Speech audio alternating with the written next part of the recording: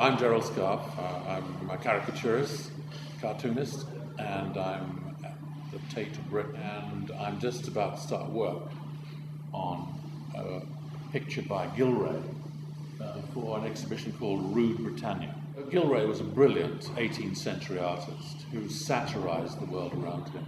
This particular one is called The Giant Factotum Amusing Himself, and it shows the Prime Minister Pitt at the time, the youngest Prime Minister ever, with his pockets stuffed with gold coins and money and bills and so forth.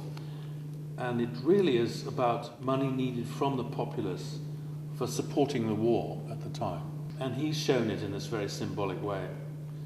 And Pitt here is also balancing the world. And down below here are the people kissing his shoe. There's some Scotsman here he's sort of standing on. There's his great rival in Parliament, Fox, lying on the floor with Pitt's shoe firmly on his stomach. And I decided to use this one to put on the wall for the simple reason that his legs in that position made a very good doorway. And also there are a lot of Gillray drawings in the gallery here, and so it seemed a good way of reflecting that.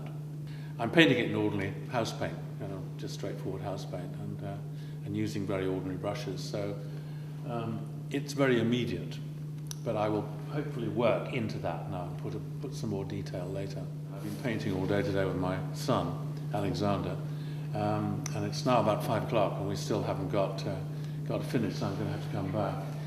Is cartoon satire still relevant? Well, I think it is, yes. I mean, and our leaders are always should be questioned. I mean, they are very arrogant people and set themselves up to say that they know the way we should go.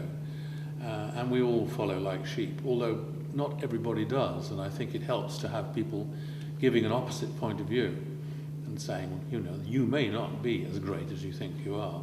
And that's really been the traditional role of the caricaturist over the ages, ever since Hogarth, to be able to criticize and look at those in power and call them to account in drawings. I'm not sure it does any good, because not many politicians are going to pay attention to a cartoon.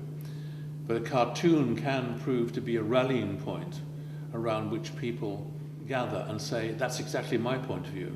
And it gives them, sustenance to feel that there are others who feel the way that they do. I'm going to have some tables in here where I show people on the tables how to draw cartoons, how to draw David Cameron, how to draw Obama, and they have pencils and pens, and they can have a go, and then they can post it in the box, and there's a sort of competition to see who does the best. And the great thing about cartoons is you're able to say in a funny and humorous way what is quite complicated sometimes to explain in words. Well, the difference between working in print and in the gallery, I suppose, is in print is I work in the Sunday Times, and people, I think there's 1.5 million people see the Sunday Times, possibly more because they pass it around. But it only lasts for a day, really.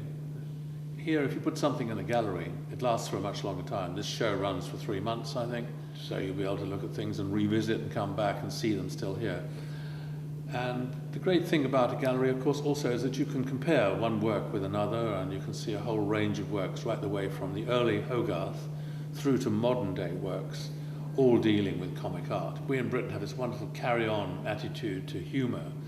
It's all sort of bums and boobs, and there's a lot of that in this show. I'm sure people will enjoy it. It's got so much to laugh at and some really bitter comments as well here.